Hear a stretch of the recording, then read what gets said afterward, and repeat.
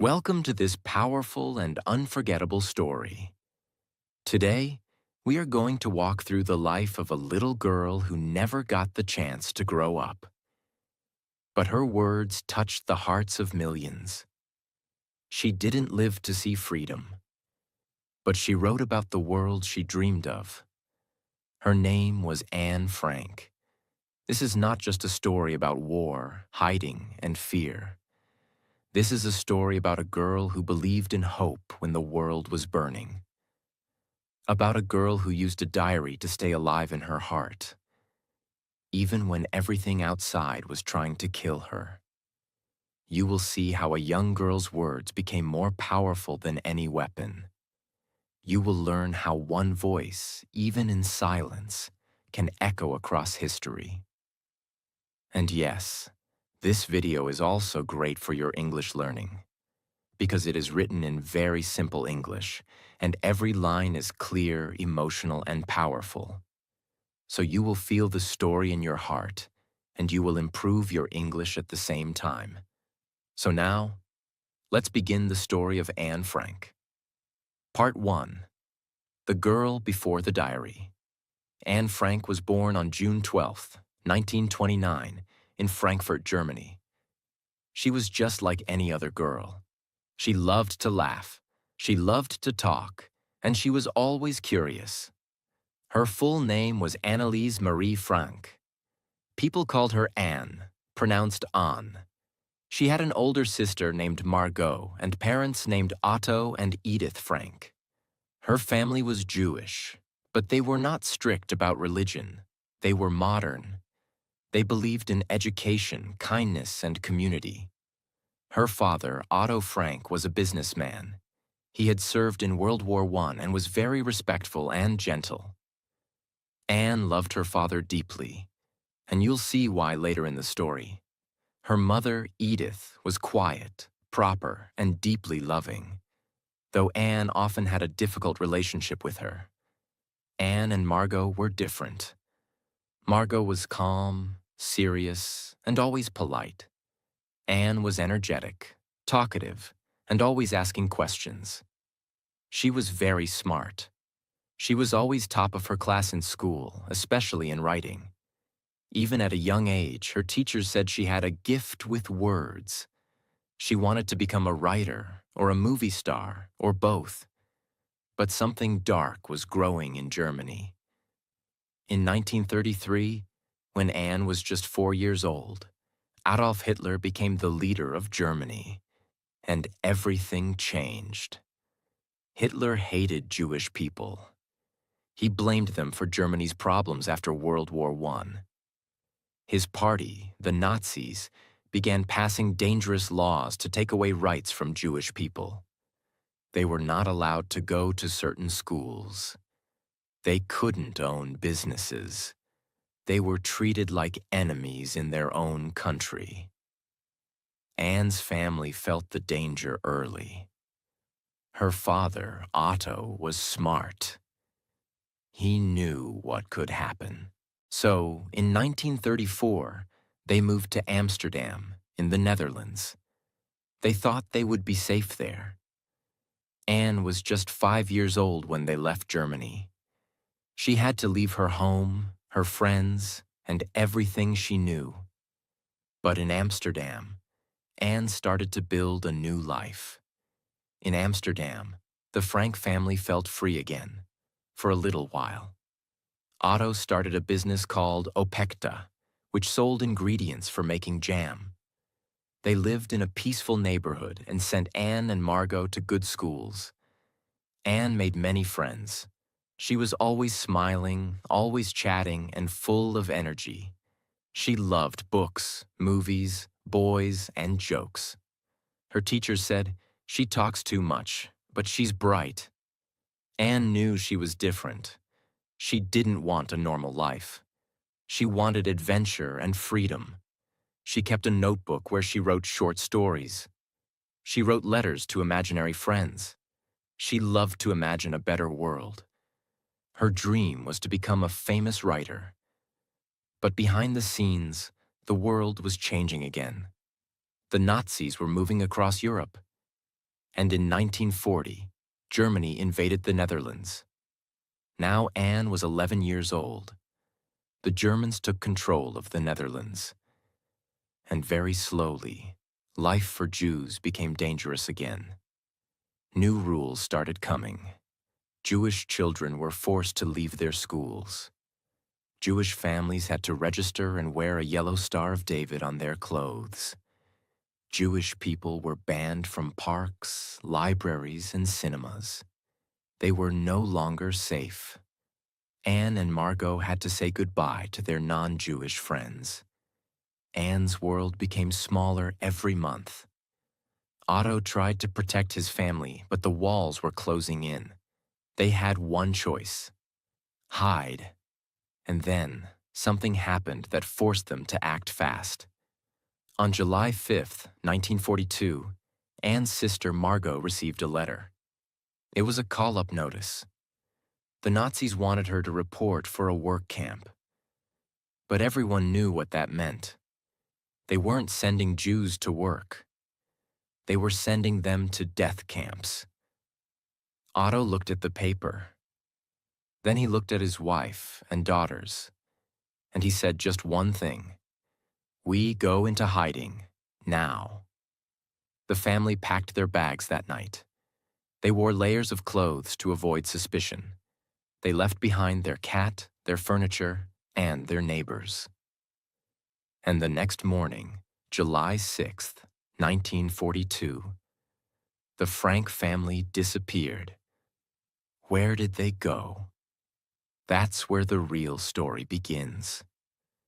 Because inside that hiding place, Anne would write the words that would survive forever. Part 2. The Secret Annex. Life in Hiding.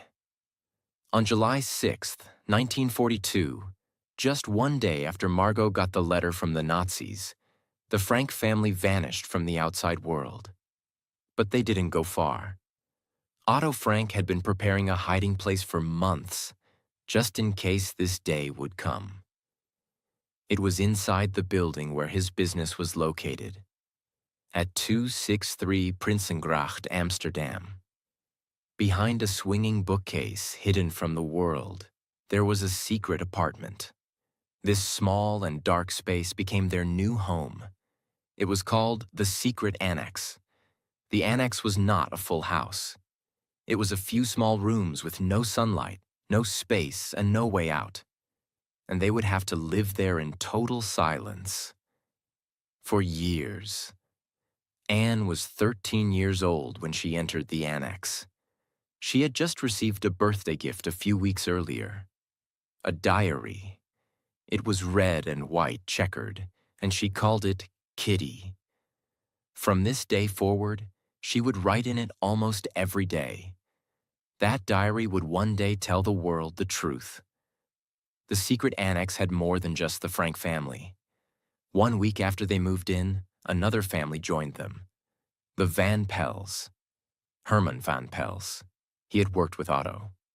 Auguste Van Pels, his wife, who often argued with Anne's mother. Peter Van Pels, their 16-year-old son. Quiet, shy, and unsure. Later, a dentist named Fritz Pfeffer joined them.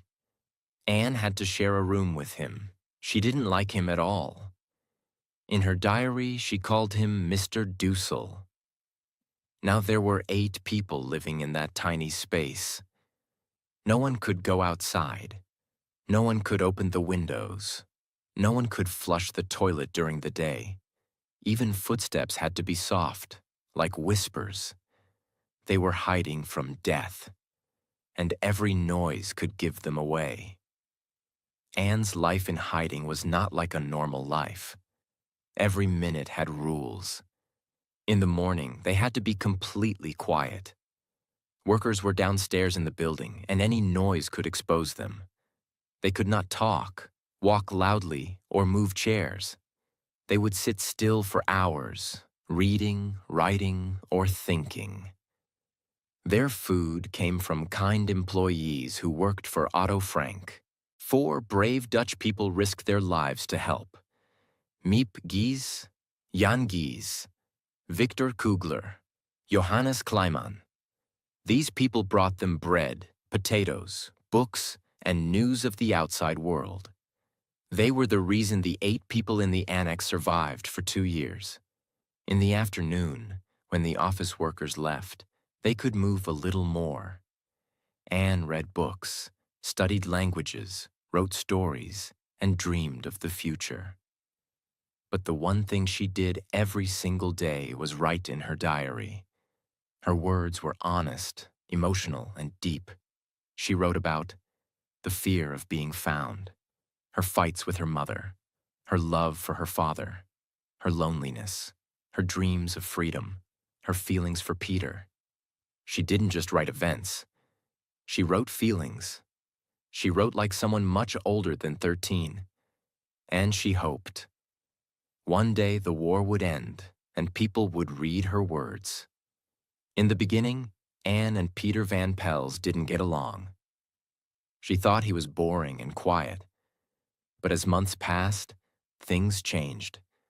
They were the only teenagers in the annex, and they were both lonely. They began to talk more. Then one day, Peter kissed Anne. Anne wrote in her diary, "He's so sweet. I wish he loved me as much as I love him." They sat together in the attic, looked out at the blue sky, and talked about life. But Anne also doubted her feelings.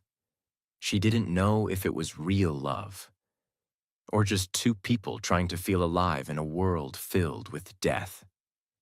Still, that little relationship gave Anne some warmth during the cold, silent days. While the world was collapsing outside, Anne's mind was expanding inside. She read books about history, philosophy, and politics. She studied the war. She imagined what she would do if she were free. She didn't just want to survive. She wanted to become someone.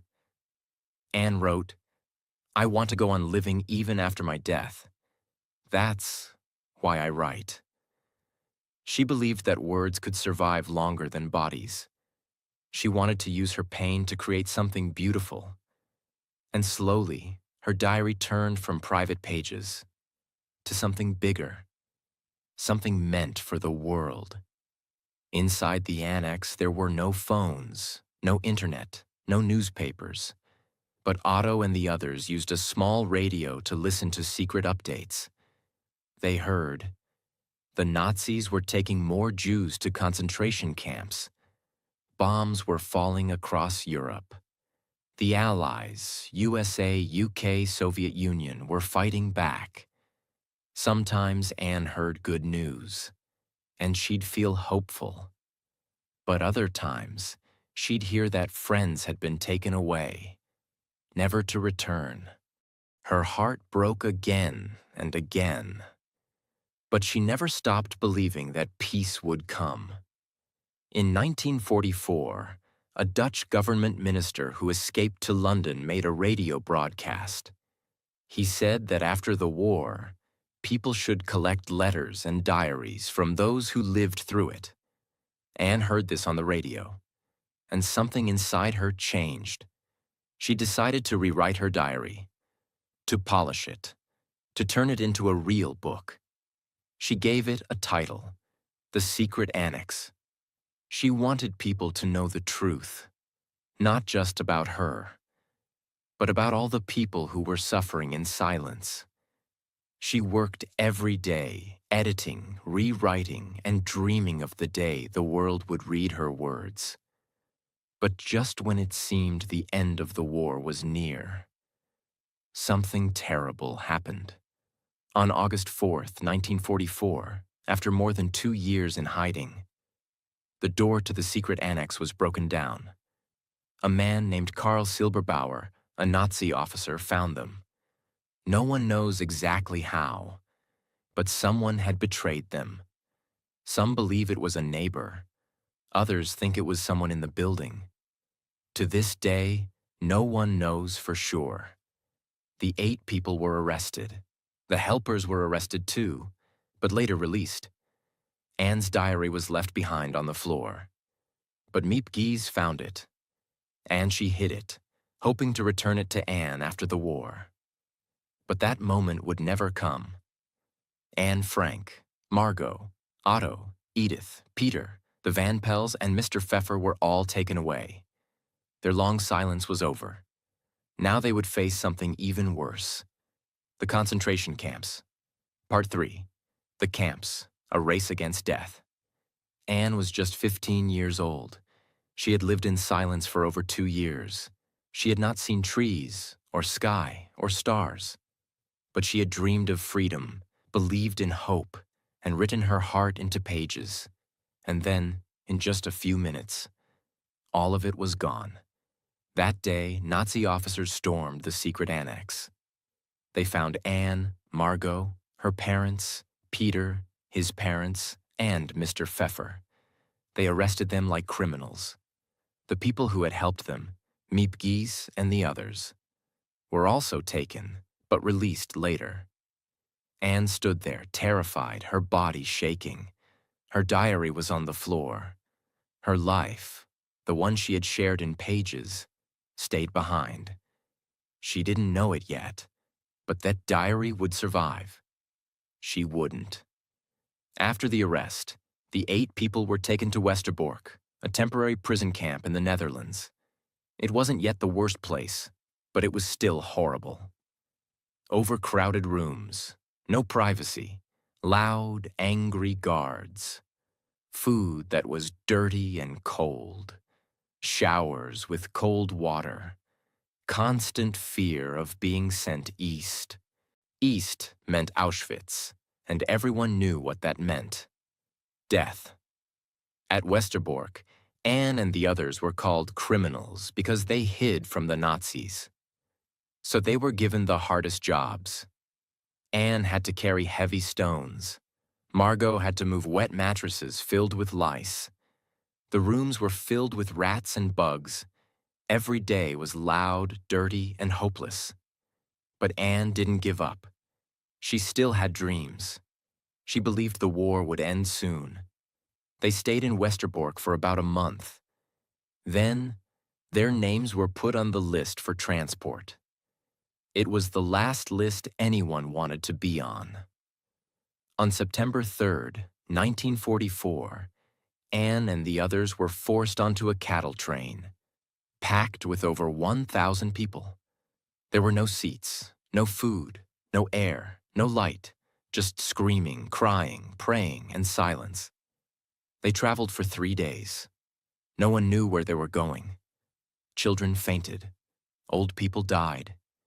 People stood for hours without moving. Anne held Margot's hand. Edith whispered to her daughters. Otto stayed calm, trying to protect everyone with his presence. Finally, the train stopped. The doors opened, and they arrived at Auschwitz. Auschwitz was not a prison. It was a factory of death. It had gas chambers, crematoriums where bodies were burned, watchtowers, and fences of electricity. Anne and the others stood on the platform. SS guards with guns and dogs shouted orders. Doctors pointed left or right, life or death. Old people and children were sent straight to the gas chambers. Strong men and women were sent to work. That day, the group was separated forever. Otto Frank, being a man, was sent to the men's camp. Anne, Margot, and Edith were sent to the women's camp. Peter, his parents, and Mr. Pfeffer were also divided. That was the last time Anne saw her father. Auschwitz was a place with barbed wire that shocked people. Guards who beat for no reason. Dogs that attacked prisoners. Diseases that spread fast. No soap, no medicine, no kindness. Anne and Margot's heads were shaved. They were given prison uniforms. Thin, dirty, full of lice. No underwear, no shoes, just pain.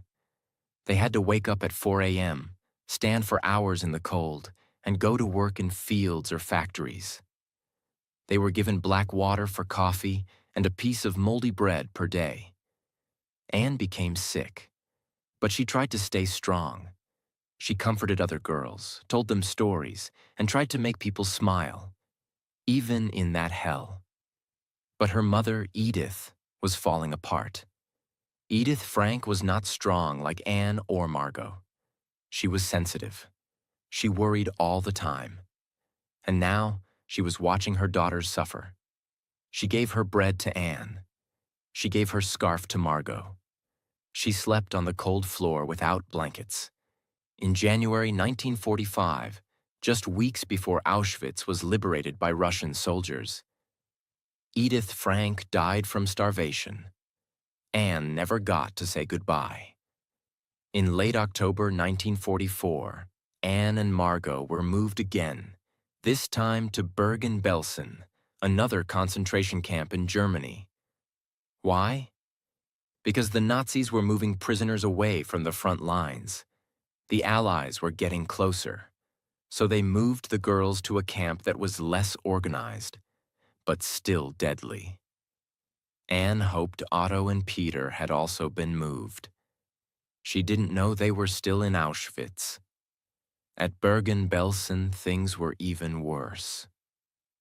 There were no gas chambers in Bergen-Belsen, but people still died. Every hour, every day.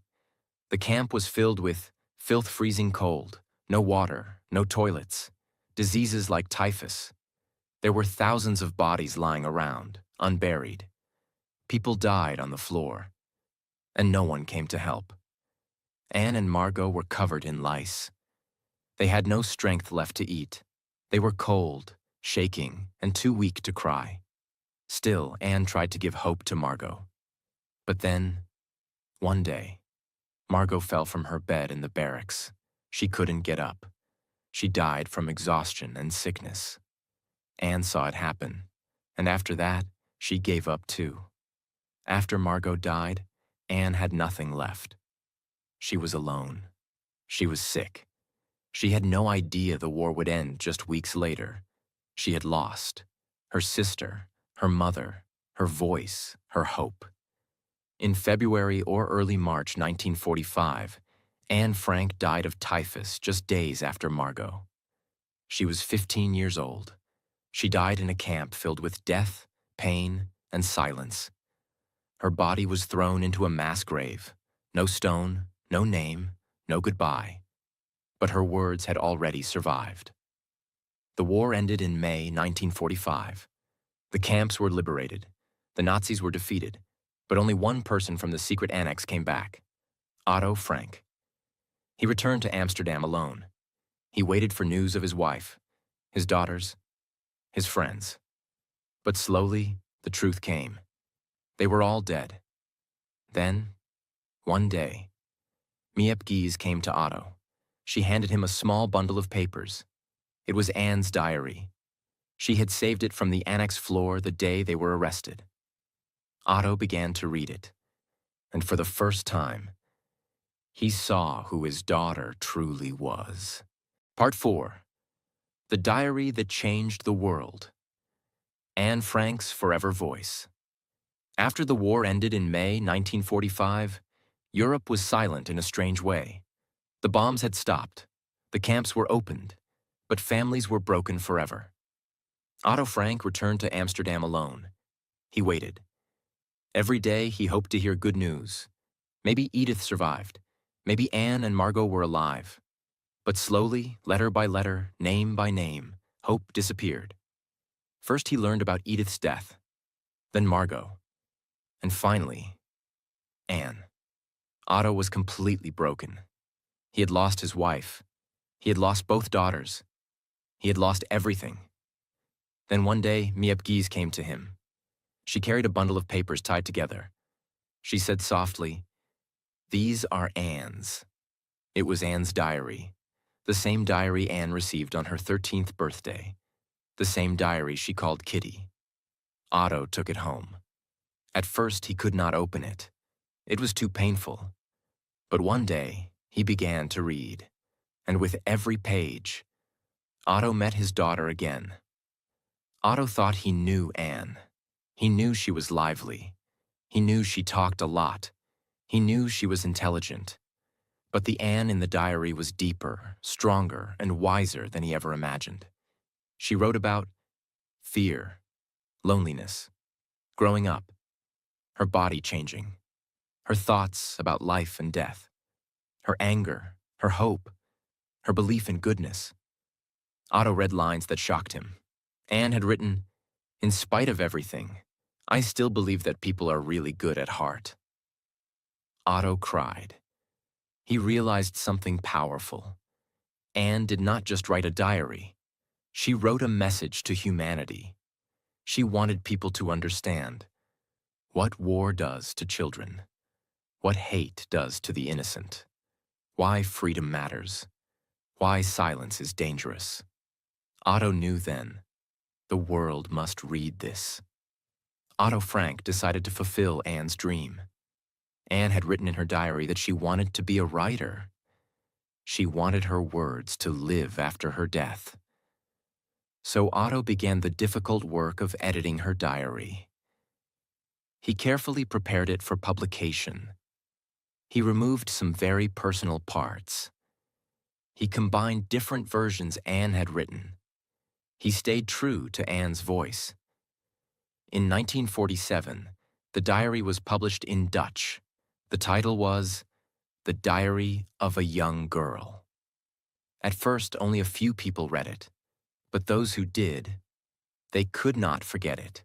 Slowly, the diary spread across the world. It was translated into English, French, German, Spanish, and many more languages. Eventually, it was translated into more than 70 languages. Millions of people read Anne's words. Children read it in schools. Adults read it and cried. Survivors felt seen. The world listened. Anne Frank became one of the most important voices of the Holocaust. Not because she was famous, but because she was honest. She was not a hero with a weapon. She was a girl with a pen. And her pen was stronger than hate. The building at 263 Prinsengracht still stood.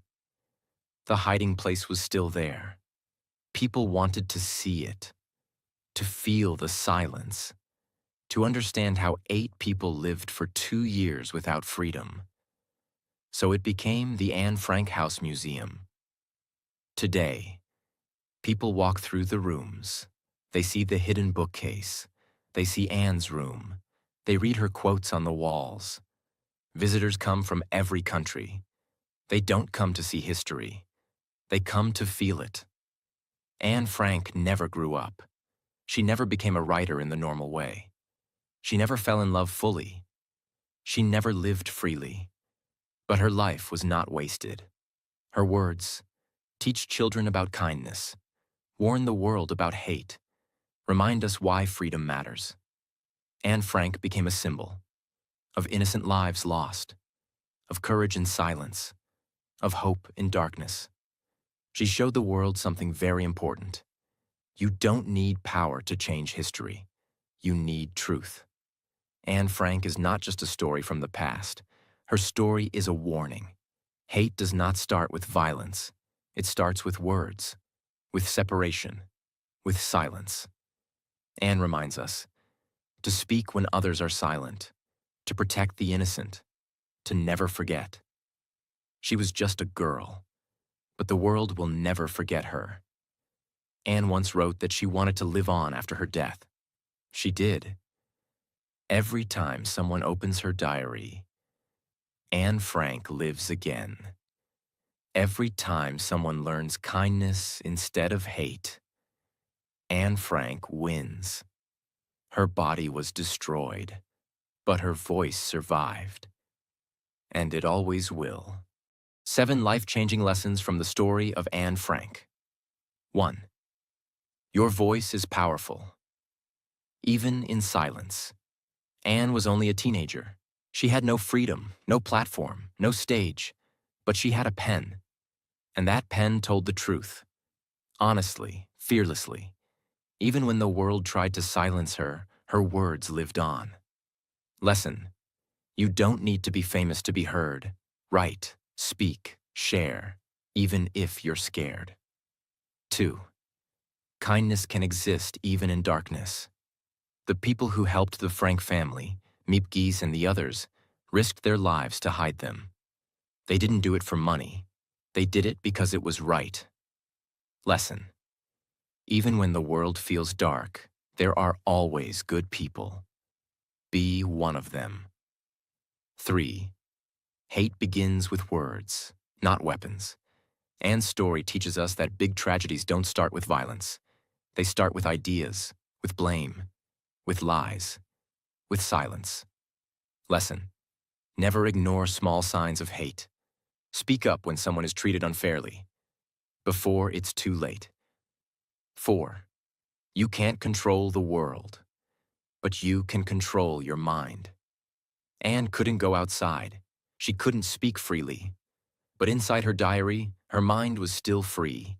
She dreamed, she imagined, she created. Lesson: even when life feels small, your mind can still be big. 5. Believe in goodness, even when it's hard. Anne wrote, "In spite of everything, I still believe that people are really good at heart." She had every reason to hate the world, but she chose to believe in love and humanity. Lesson: don't let pain turn your heart cold. Hope is a choice. 6. Words can live longer than life. Anne died before her 16th birthday, but her words became immortal.